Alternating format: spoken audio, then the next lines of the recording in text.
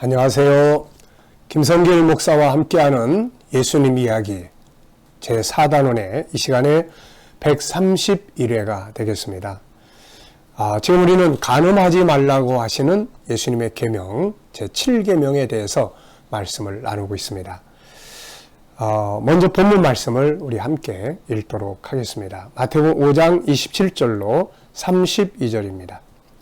또 간음하지 말라 했다는 것을 너희가 들었으나 나는 너희에게 이르노니 음욕을 품고 여자를 보는 자마다 마음에 이미 간음하였느니라. 만일 내 오른 눈이 너로 실족하게 하거든 빼어내버리라.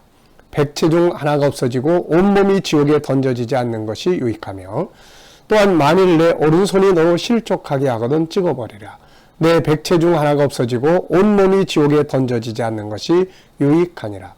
또 일러스되 누구든지 아내를 버리려거든 이혼 증서를 줄 것이라 하였으나 나는 너희에게 이르노니 누구든지 음행한 이유 없이 아내를 버리면 이는 그로 간음하게 하며 또 누구든지 버림받은 여자에게 장가드는 자도 간음함이니라. 아멘. 지난 시간에는 간음이 무엇인지 그리고 하나님이 금하신 그런 음행의 내용들이 무엇인지를 우리가 살펴봤습니다.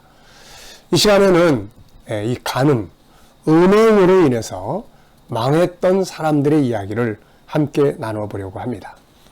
자, 성경에서도 그렇고 세상에서도 그렇고 이 간음, 음행, 창조의 질서, 일남일녀의 가정의 질서를 파괴시킨 세상은 항상 심판받고 또 사회가 무너지고 개인도 무너지는 것을 볼 수가 있습니다. 가장 먼저 나타나는 것은 바로 노아의 홍수 심판입니다. 이 노아의 홍수 심판, 이 출발점은 창세기 4장에서부터 시작이 되죠. 창세기 4장은 에덴에서 쫓겨난 인간들이 이제 하나님을 버리고 이제 인간이 만들어 놓은 인본주의 문화가 시작이 되는 내용입니다. 여기서부터 보면 벌써 이제 하나님의 창조의 질서를 버립니다. 일남일녀의 질서를 버리고 창세기 4장에 보면 벌써 다처주의가 등장을 해요. 한 남자가 여러 여자들을 거느리고 삽니다. 여기서부터 간음, 음행 이런 사건들이 인간의 쾌락주의를 따라서 가게 되었던 것이죠. 그리고 이제 이런 것들이 결국 방탕과 타락의 문화들을 만들었고 결국 이것이 발전하면서 마침내 노아의 홍수 심판을 가져오게 되었던 것입니다. 그 다음에 이제 나타나는 것은 소돔 고모라의 멸망이에요. 소돔 고모라는 바벨탑으로부터 흩어진 인본주의 문화가 만들어 놓은 도시죠. 첫 번째 인본주의가 노아의 홍수 심판을 통해서 멸망을 했고 그 다음에 인본주의가 다시 등장하는데 그게 바벨탑 사건입니다.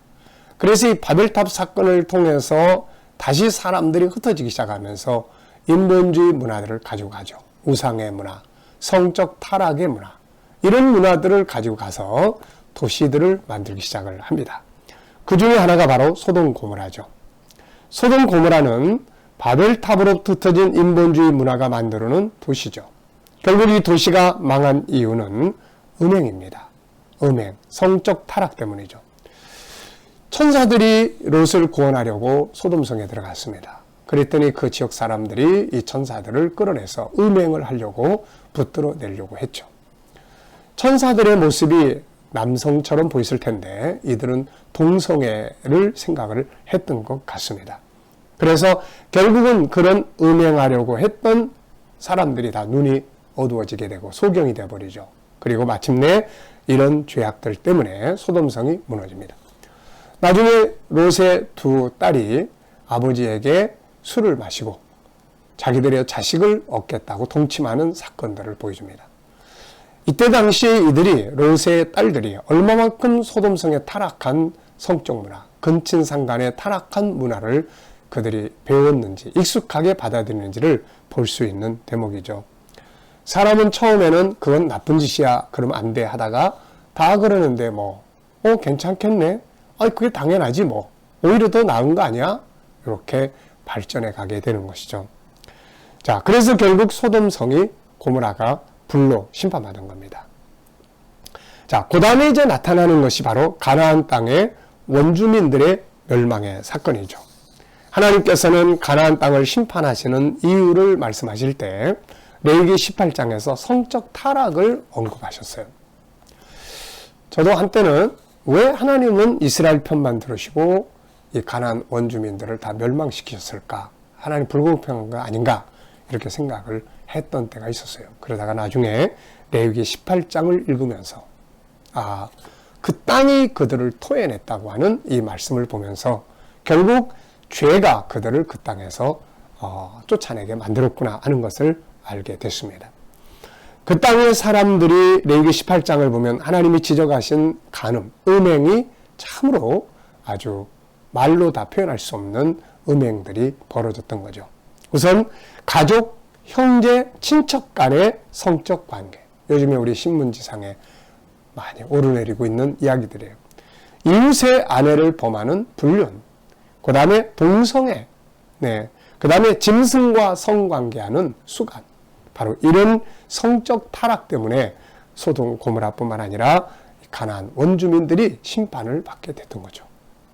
결국 이런 죄들을 이스라엘 백성들이 그대로 행하면 너희들도 역시 이렇게 망할 거다 하시는 말씀을 주신 것을 볼 수가 있습니다. 우리가 개인적으로 보더라도 음행, 간음의 사건으로 망하거나 고통받는 사람들이 많았죠. 믿음의 조상 아브라함도 하갈을 첩으로 취해가지고 이스마엘을 낳는 바람에 아주 고통스러운 삶이 만들어졌던 것이고, 또 야곱과 같은 사람도 다처주의 때문에 요셉을 팔아먹는 형제들의 간에 문제가 발생을 했던 거죠. 하나님의 일남일녀의 창조의 질서가 무너지고 나면 다 이렇게 고통을 받아요, 이게.